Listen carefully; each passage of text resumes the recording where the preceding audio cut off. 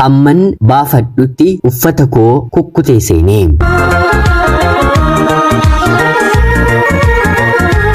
Yeroodhaaf maqaa kiyya himachuun barbaadu kanan dhaladheetti guddadhee Jiituu Magariituu Oromiyaa keessatti.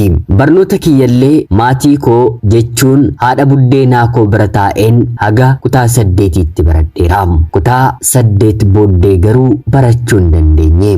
Sababiin barnoota barachuu dadhabuu koo waggaa 2 walitti aansee tokkitti mucaa tokko ta'een mana barumsaa keenya keessatti qormaata ministirii kutaa 8 darbuu dadhabuu kooti.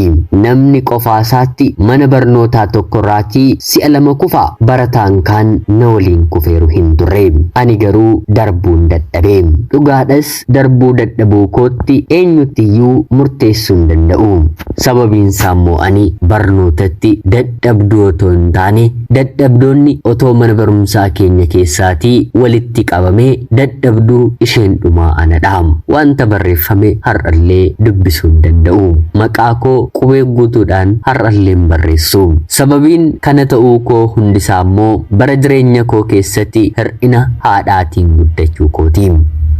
Haati kiyya anaa umurii waggaa 4 addunyaa kanarraatii boqotte. Abbaan koo dubartii gara biraa fuudhuudhaaf waggaa tokkollee isatti hin fudhanne.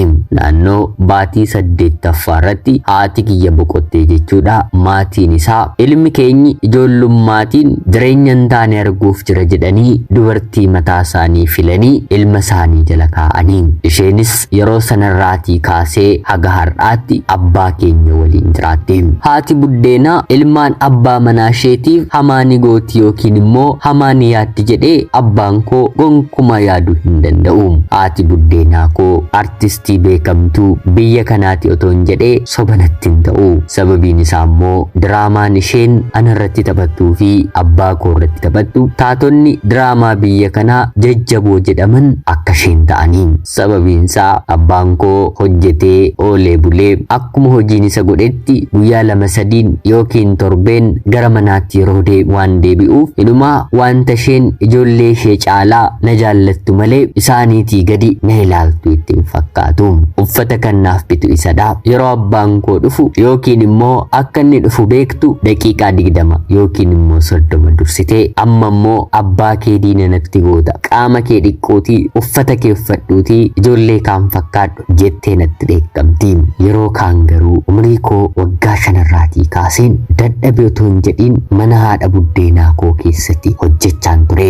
Ijoollee dubaraa 3 fi dhiira 2 waliin godhatteetti.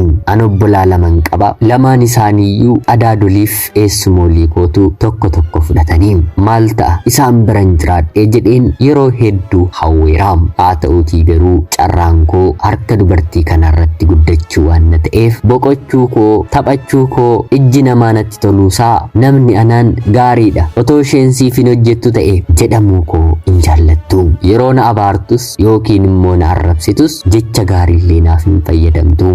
Boolla haati keetti galteetti gali anaan jetti. Diqaalaa, hunkuroo, sanyii kan hin qabne, amajaajii fi kanneen kana fakkaataniin guyyaa abaarsanaaf kenniti. Laga bu'uun, qoraan funaanuun, gabaa deemuun, buddeen tolchuun, mana isheerra darbee mana maatii ishee deemeen hojii ganamaa hanga galgalaatti hojjechuun gahee koo yerooti. Mana barnootaa kana ni deemu. Abbaan koo magaala keessa yoo jiraate qofadha. Abbaan koo magaala tokkorraa gara magaala biraatti horii oofee gurgura. Waanuma ani seeraan baradhu itti fakkaata. Torbee 2ffaatti illee takka mana barnootaa yeroo ani hin deemne nan qaba. Tarii dubbiin kun abbaa koo bira gaheera taanaan immoo sitti himu jedheen malee dhukkubsattee ciisaa turtee waldhaanaa waliin rakkataa ture jechuun sababa kootti maallaqa dabalataa fudhatti. Mana barnootaallee deemee mucaan kiyya na jalaa dhukkubsatteeti maaloo jedhee deebisee barnoota na eegalchiisa. Waggaa 2 barnootuman baradhu kana addaan kuteera. Kutaa 8 ga'uu koo jechuun hiriyoonni koo kutaa 12 ga'uu isaaniiti jechuudha. Homaa wanta ani mana keessatti ta'u abbaan koo waan beeku tokkollee hin qabu. Otoon dibadhee, otoon dhiqadhee, ijoollee ishee waliin otoon baheen galee anis akkuma isaanii kutaa tokkorraa gara kutaa biraatti ciminaan darbuu nan danda'a. Seeraan barachuun hin jiru. akkatti qayyabataniyyuu hin beeku. Sababiinsaa ganamaan jalqabaan hafaa barachaan kutaa kana gahee. Kutaa kana gahuu koofu rabbiif haa galatu. Gaheera jedheen lakkoofsumaaf dubbachuun iyyuu natti tola. Maarreegaa dhumarratti kutaa 8 si'a 2 ergan kufee booda haati buddeenaa kiyya kuni ati bar dubartii geessuudha. Kanaan booddee narraan baatu moo jettee uffata koo gadi darbattee yeroo abbaan koo hojii deemu manaatii na baaste. Sanaan booddee ture fedhii kiyya malee waa'ee gaa'ilaa kan hin yaade. Bifa rifeensaa fi dhaabbii bareedaa ilmi dhiiraa hawwatu ilmi dhiiraa jaallatuun qaba. Har'allee akkuma haadha ishee bareedduudha naan jedhu. Yeroon barnootaan kutaa 5ffaa baradhuu kaasee jaalallee dhaabbataa godhadheen ture. Jaalallee kiyya kana waliin haati buddeenaa koo sababa godhattee manaa akka hin ariineef dhoksaatti icciitiidhaan qofa wal argina. Anis balleessaan koo yeroo tokko mana barnootaan deema jedheen jaalallee kiyya kana waliin hin dabarsa. Hundaafuu barnoonni waan tanaaf hin galleef akka kootti shiroo gaa'ilaa qopheeffachuu kooti. Dargaggeessi waliin hariiroo jalqabe kuni dhalataa naannoo sanaa kan ta'e baratee eebbifamee waajjira mootummaa keessatti hojii kan hojjetudha. Anis akka abdii kooti akka inni waadaa naaf galetti na fuudhee gaa'ela waliin dhaabbannee ilmaan waliin horannee jaalallee koo kana waliin mana dhaabbanna karoora guddaa jedhu nan qaba. Haa ta'uutii garuu haati buddeenaa kiyya manaa na ariitee uffata koo meeshaa koo qabadheen gara isaatti gorraan balbala isaa natti cufe. Ani kanaaf qophaa'aa nama qophaa'e miti waan baay'eetu naafaa jedhee na didee. Bakkan boqodhu bakkan buufadhu waan hin qabneef akkanan isa waliin ture kan beekan haadha isaa biraan deemee haadha isaatiin kanan ta'e jedheen isheet boo'ee. Isheenis haadha mitiire bakkanan hin deemne waan beektuuf asuma na waliin jiraadhu yoo si fuudhes yoo si fuudhuu baates hanga jireenya kee sirreeffattutti mana kootiin ba'iin harka namaas deemte hin ilaaliin hanga kanaa kan rakkatte ni si gahanaan jettee mana ishee na keesse. Jaalalleen kiyyas yeroo haati isaa mana isaa na galchitu isin anatti dubbii fiduu barbaaddaniitudha jedhee jijjiirraa gaafatee magaala biraatti galee jiraachuu jalqabe. Anis haadha isaatiin akka haadha kootti ilaalaa hojii garaagaraa mana keessa gargaaraa jiraachuun jalqabe. Ulfaataadha mitiire ilmi isaanii inna fuudha jettanii mana isaanii galtanii inni immoo yeroo baqatee deemu jireenyi immoo filannoo garaagaraa isin dhabsiiste bakka deemtan tokko yoo ta'u hin qabaatiin bakka taa'uun jiraachuun isiniif hin malle yeroo jiraattan ani kanan ta'e hangam mooraaliidhaan qalbiidhaan akkan tuqame anaa fi rabbi duwwaatu beeka. Bakkan dhaqummoo hin qabu. Haati buddeenaa kiyya abbaa kootiin quuftee mana warra dhiiraatti galte jechuun ana waliin walitti buusteetti. Akkam otoon aniin kabajamin jaarsin ergamin deemtee heerumti jechuun abbaan koos natti qabame wantan heerumee dhiira waliin jiraachaa jirutti fakkaateera. Hundumaafuu garuu mana haadha buddeenaa kiyyarra mana haadha jaalallee kiyyaatu harka meeqanaaf ta'a. Nyaadheen quufeen illee nan bulaa kaanillee miti hojjedheen nan eebbifama. Kanaan mana haadha jaalallee kiyyaa waggaa tokkon jiraadhe. Turtii waggaa tokko booddee wanti gara biraan mana haadha jaalallee kiyyaa keessatti uumamuu jalqabe. Mucaamti isaanii yookiin immoo obboleessi jaalallee kiyyaa dirree waraanaa ture si'a 2 rasaasaan rukutamee lammaffaa irratti miilli isaa akka malee miidhamee gara manaatti gara maatii isaatti deebi'e tokko ni jira. Haadha isaa bira jiraata mitiire isaatiin kunuunsuun eegalee danda'ee manaatii gadi hin ba'u yoo gadi ba'aa ta'e immoo namni isa qabatu dirqama barbaachisaadha. Jaartiin yookiin immoo haati isaa kana gochuudhaaf humna hin qabanii. Kana gochuuf miti bilcheessanii nyaachuuf illee umriin itti ulfaachaa tureera. Ijoolleen isaanii hundi isaanii manaa bahanii gara hojii isaanii yookiin immoo barnoota irraa deemaniiru. Abbaan manaan erga irraa boqotee waggoota 10 lakkoofsisaniiru. Qofaa jiraatu. Amma ilmi dadhabe kuni mana isaanii dhufee harka isaanii irratti wal'aanamuu jalqabe. Nyaata, buddeena, ittoo, uffata miiccaa, mana qulqulleessaa guutummaa hojii mana tokko jaartii kana gargaareen kan hojjetu anadha. Jaartiinis jawwoodha. Hojii tokko anarratti hin dhiisanii akkuma haftee mucaa isaaniitti na ilaalu. Maarreegaa dargaggeessi inni ani jaalladhe na dhiisee mana haadha isaatti iyyuu na ilaaluu didee magaala gara biraa jiraachuu yeroo jalqabu dargaggeessi inni kun immoo na ilaaluu jalqabe. Haati kiyyas otoo naa ta'eeyoo isa kanatti iyyuu heerumtee otoo na gammachiistee natti tola. Dubartii akka kee dur dhiirri kadhateetutti heeruma malee gaafa heerumaaf barbaaddu mana dhiisee baha miti. Ani homaa sin taajjabu kan fedhi fedhii qabu yoo ta'e gaa'ilayyuu waliin dhaabbadhu naan jettee dhufee inni torbee tokko akka inni guutetti haala isaa yookiin immoo ija ilma ishee ilaaltee anaan kana na gorsiteetti ni ulfaata mitiire sanuu haadha tokkorraatii gorsa kana fudhachuun dursuma akka inni isa waliin ture ani yeroo dhufeen mana kana jiraachuu jalqabu akka inni na dhiisee magaala kanaa deeme haati ilma isaaniitti himaniiru. hariiroon ilmi isaanii sun na waliin qabus addaan citeera. haa ta'uutii garuu jaalala waggaa 5 olii waliin dabarsine waan na tureef salphaatti waan laphee koo keessaa bahu hin turre. Maarreegaa isa kana waliin eegallee jajjabeessaa miila isaa dhidhiibaa fi nyaata gaarii isa wal'aansisu kennaa fi isa kana waliin hariiroon eegalee manuma haadha isaa keessatti dargaggeessa kana waliin illee ciisuun eegalee. Baay'ee ulfaata mitiire sirriima haadha manaan ta'ee fi haadha isaattis beeksisee inni takkaa dhiiseera waan na ta'eef anaaf rakkoon qabu nan fuudha jedhee seera qabeessaan taa'ee haadha isaatti hime. Waliis gallee waliin hinaasa'a waliin hin gammada. Yeroo natti ulfaatu sana dargaggeessa kana waliin dabarsuun eegalee miilli isaas wayyaa'aa fi dhufee dhumarratti naannoo waggaa tokko walakkaa eega dhukkubsatee booda guutummaa guutuutti fayyee ulee tokko qofa qabatee deemuu socho'uu eegalee. Hokkoo tokko qabatu waraqaa konkolaachisummaa obboloonni isaa walitti buusanii fi dargaggeessi kun ni baafata. Kanaan kana qofa otoo hin taane haati isaallee lafa qabdu tokko gurgurtee fi lafa baadiyyaa jechuudha obboloonni isaas walitti dabalanii inni na jaallatu kun immoo qixxee galee fi lamatti baajaajiin tokko jaalallee koo duraa fi jaalallee koo amma lamaaf ni bitama. Lamaan isaanii qixxeetti ni bitatu.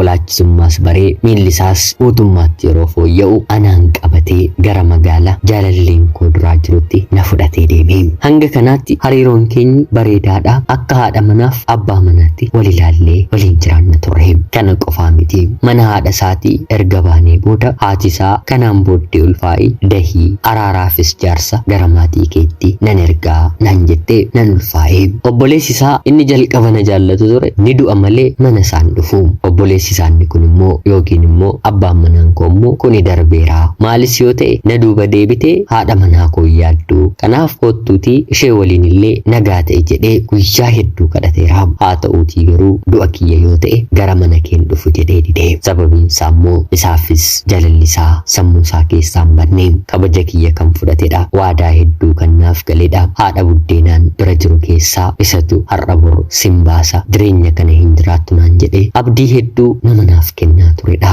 Yeroon abdii sana gara hojiitti naaf jijjiiru jedhu immoo harka koo miila koo nama naan jedhu ture. Yeroo jireenyi natti dukkanuuftu immoo narraa kan galagalee bakkan dhaqu dhabeen haadha isaatti boonyaan isa caalaa haati isaa naaf gadditee of bira nama na keessedha. Kanaan booda ulfaa'een mucaa dhiiraa tokko nan godhadhe. Innis dabareedhaan walirraa fuudhaa baajaajii kana hojjetachuu jalqabe. Hojii mootummaa ni hojjeta. Jaalalleen kiyya kan duraa jechuudha. Walakkaadhaan immoo maddiitti baajaajii kana oofuun uqqobii garaagaraa gala. Jaalalleen kiyya sakkanumaa baajaajii kana hojjeta. Uqqobiis ni gala. Mana keessa wanta na barbaachisu hundumaa akka haadha manaa tokkotti na kabajee na ulfeessee naaf godha.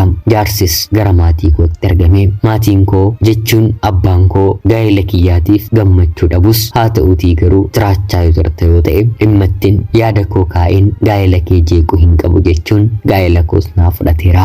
Sababiin isaa immoo obboleessa tokko waliin turanii isa tokko waliin heerumuun waan hin yaadamne waan hin taanedhasi. Kan koo garuu otoo nan hin jaallatiin otoo nan hin fedhiin kana ta'e otoon filannoon qabaadheenis jireenya keessatti kanatti hin seenuun ture. Haa ta'uutii garuu kanatti hin seenee daheen naannoo baatii ja'a booddee hojii kanarratti abbaan manaan koo fi jaalalleen koo duraa kuni walitti bu'anii walitti bu'uu qofa otoo hin taane waan qaban baajaajii kanas gurguramee maallaqni isaanii adda qoodame. Kanaan abbaan manaan koo baay'ee aaree maallaqa kana kaashiidhaan yoon qabee of harkatti fixuun danda'a. Kanaaf wanta murteessuun qabu jireenya koo irratti murteessuun qabanaan jedhee meeshaawwan mana keessaa bitanne soofaa, firiijii, siree, saanduqa yookiin immoo saaxinii fi kanneen kana fakkaatan mana keessaa baasee gurguree. Kana qofaa miti anaan gara mana haadha isaatti na deebisee. Ammallee kana qofaa miti obboloota isaarraa hundarraa maallaqa xiqqoodhaan hanga guddaatti liqeeffatee baajaajii kana kan dhuunfaasaa bitate. Jijjiiramuuf namni hadhooftuu jireenya itti kennite hunda liqimsuudha qaba mitiiree. Naannoo baatii 3 gidduutti kana milkeeffate. Yeroo kanaan haadha isaa bira hin jira. Akka tasaa ta'ee haati guyyaa tokko mana hin jirtu. Anaa fi mucaa kiyyatu mana keessa haasa'aa jira. Jaalalleen koo duraa akkan mana haadha isaa jiru hin beeku ture. Fiigee dhufee mana seenee ani mana jiraachuu koo argee duubatti yeroo deebi'uuf jedhu kottu mana haadha keedhaa maal baqattaa kan koof kan kee durii xumuramee yeroon jedhuuni duubatti deebi'ee gara manaa seenee saanduqa keessa waa barbaadu eegalee. Mucaa isaaniidha waan ta'eef haati bakka mana hin jirretti kana gochuun isaanatti hin tolle. Haa ta'uutii garuu callisuunis natti ulfaate maal gochaa jirtaa yeroon jedhuuni mana haadha koo keessa wanti si galchu hin jiru jedhee naaf deebise. Sanuu hamma kana namiitee deebii akkanaa naaf deebistaayii yeroon jedhuuni waan kaleessaa yaadachuun barbaadu nan yaadachiisinis jedhee ofee morma na qabe. Yeroon harka isaatiin morma na qabu waan biraatu natti dhagahame. Ana qofaa miti innillee akkanuma aariif ariitii dheekkamsaan waan kaleessaa kaasnee walitti ori'uu eegalle. Wanti kun garuu sekeendota muraasa booddee gara waan biraatti jijjiirame. Fedhiin kaleessan qabuu fi hundumtuu dammaqee akka dubartii reefu dhiira argiteetti qaamni koo guutuun miira keessa galee. Ana qofaa miti innillee akkanumadha. Booddee faara yeroon kennuu fi hamman uffata ofirraa baafadhutti illee obseen an eegne. Uffata kiyya kukkutee yookiin immoo ciree bifa aariidhaan na waliin ciisee balleessaa guddaa jireenya koo keessatti akka raawwadhe sirriitti nan beeka. Haa ta'uutii garuu miidhaanni kaleessa na miidheen jaalallee kiyya duraadhaaf mo'uu hin dandeenyeeni miidhaa sana yaadachuun dadhabee yeroo sanarraatii kaasee ana waliin qofa otoo hin taane deebi'ee dhiifama gaafatee obboleessa isaatti illee araaramee obboleessa isaas gargaaree ofitti na fudhatee mana kireeffatee waliin jiraachuu eegallee inumaa akka obboleessaatti yaaduun wanta inni godhu hundumaa keessatti obboleessa isaa gargaaruu jalqabee. Obboleessa isaa jechuun abbaan manaa koo immoo jijjiirama isaa kanatti ajaa'ibsiifatee obboleessi koo nama naaf ta'ee naaf yaaduu jalqabe jechuun baay'ee gammadee. Yeroo sanarraatii kaasee faana obboleessa isaa laalee yookiin immoo obboleessuma isaa waliin gara mana koo ni dhufa. Anis isaas obsan qabu waan mana keessa jiru baaseen kennaa fi iccitiidhaanis waliin ciisuu eegallee. Wanta dhoksaadhaan jalqabne kana dhaabuun nutti ulfaatee obboleessa koo miti ta'ee jalaan si baafadha. Ergansitti jaalalaan cabee jaalalli gara biraan na qabuu dadhabee waa meeqan jireenya koo keessatti badee jedhee natti haasa'a. Wanti kun garuu oolee bulee natti ulfaachaa dhufe. Sanarratti daa'ima lammaffaa nan ulfaa'ee eenyurraa akkan ulfaa'e bitaa natti galee. Isa duraamoo isa booddeerraa kan jedhu gaaffii yeroo natti ta'u anis mataa kiyyaan jeeqamuu jalqabeen daa'ima kana fedhii kiyyaan gadameessa koo keessaan baasee. Sanaan booddee nageenyi mataa kiyyaaf yeroo dhibu gara biyya hambaatti imala koo raawwadheen har'a waggaa 8ffaa jiraachaan jira. Abbaan manaan koo balleessaa kiyya waan hin beekneef har'allee hoottu galii jedhee na kadhachaa jira. Hin fuune isa nani as taa'u dhiisee gaa'ela gara biraan dhaabbannee obboleessi isaa jechuun jaalalleen kiyya jalqabaa immoo fuudhee booddee isaa ka'ee ijoollee 3 horateera. Balleessaan cubbuun gaa'ela koo irratti raawwadhe sammuu koo keessaa bahuu didee waggaa 8 inni jedhame kun guyyaa 8 iyyuu natti hin taane nan hojjedha gara isaatti nan erga. Haa ta'uutii garuu balleessaan koo cubbuun koo ija abbaa manaa koo akka nan ilaalleef gochaa oolmaan naaf oole kanaan jalaan deebisee bakkan qofaa ta'etti bakka rakkadheetti bakka nabdii kutadheetti mana haadha isaatii na baasee ani immoo deebiseen isa balleessee. Mee hiriyoota koo mee obboloota koo maal na gorsitu nan gala yeroon jedhu ofitti amanamummaa na dhoowwata. Inni sunillee yookiin immoo jaalalleen koo duraallee hamma ammaatti naaf barreessaa. Anaanis takka takka sammuu koo na tuqanatti fakkaata. Waan akkana barreessuu koo nan dagadha. Waan hin taane icciidhaan isaafillee nan barreessaa. Biyyatti galee mana kootti deebi'ee wanti kun gochaatti jijjiirama miti. Obbolaa lamaan gidduu kana fiduun koo sirrii miti jedheen biyya hambaa jiraachaan jira. Maal akkan godhu garamitti akkan deemu bitaanatti galeera. Ergan biyya hambaa dhufeerra waggaa 8 mitire abbaan manaan koo mataa isaatiin baajaajirraa gara konkolaataa nama 12 qabattu qabatturraa gara ayisuuzirraa gara konkolaataa nama 37 feetu konkolaataa nama 37 feeturraatii gara effeessarriitti darbee konkolaachisaa qacaratee ofiis hojii gara biraa hojjechaa jireenya gahaa ta'e anaan biyya hambaa nan keenye jiraachaa jira. Haati isaallee na kadhate garuu ilmi ishee dhufuu waan barteettuuf wanta narratti shakkeettus ni qabdi. Haa ta'uutii garuu akka haadhummaatti bira qabdee as miti bakka biraa jiraatu. Erga nagaa uumtanii akka inni ulfaatu dubartiin beekuu dandeessi jettee na gorsuuf yaalii ni gooti. Haa ta'uutii garuu ani akka ittiin dhufu mooraaliitiin abbaa manaa koo waliin hin jiraadhuun dhabee ana obboleettii keessan biyya hambaarraatii ulfaadhaa nagayaatti galatoomaa.